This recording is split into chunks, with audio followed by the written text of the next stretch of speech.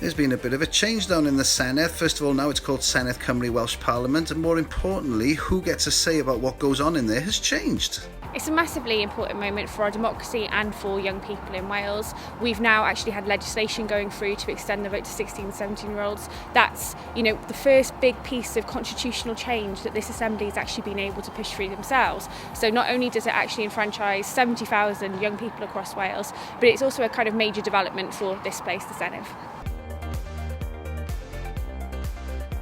The process has taken a while, but is it worth it? Can we trust 16-year-olds?